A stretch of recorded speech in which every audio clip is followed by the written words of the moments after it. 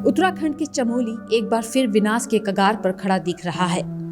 क्या करना है बच्चे को ऐसे ही पकड़ के दौड़े सर, अब क्या करना है अब।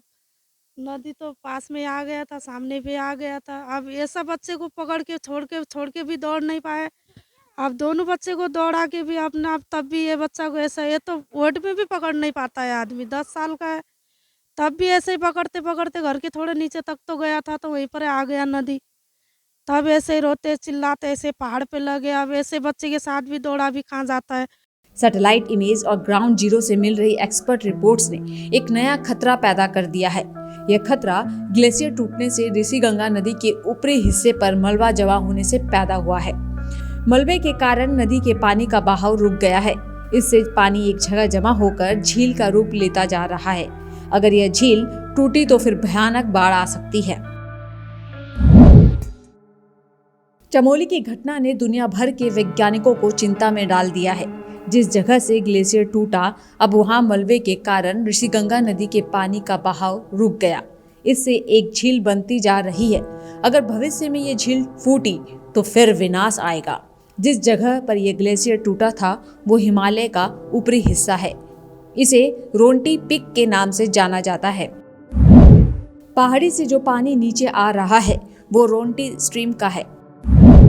एक्सपर्ट्स आकलन करते हैं कि मलबा और गाद के कारण ऋषिगंगा का पानी रुक गया। यानी ऊपर से जो पानी आ रहा है वो कहीं ना कहीं रुका हुआ है। ऋषिगंगा के पास एक झील दिखाई दे रही है। उसमें कितना पानी जमा होगा आकलन नहीं किया जा सकता। अगर ये टूटी तो विनाश आना तय है। ग्लेशियर टूटने के बाद वो सीधे ऋषिगंगा नदी में नहीं गिरा, वो अपने साथ मलबा लेकर रोंटी स्ट्रीम में जाकर गिरा। यह जगह ऋषिगंगा से थोड़ा अलग है। हालांकि रोंटी स्ट्रीम का बहाव आगे चलकर ऋषिगंगा में जाकर मिलता है। ग्लेशियर टूटने के बाद रोंटी स्ट्रीम और ऋषिगंगा के संगम पर गाद और मलबा जमा हो गया है।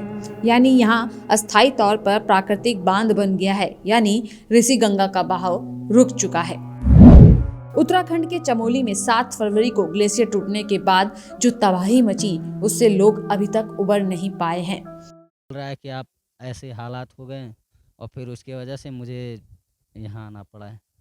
यहाँ कौन है आपके? हमारे 2 भाई हैं, अनिल और नरेंद्र बहादुर सिंह। क्या करते थे? यहाँ पे ग्रेजर मशीन के मतलब रेती निकालने का काम करते थे। हमारा तो उम्मीद यही कह रहा है कि यहाँ पे कुछ मिलने वाला नहीं है, ठीक है। और सरकार से हमारा निवेदन यही है, जल्दी से जल्द हमारा जो डिस्कस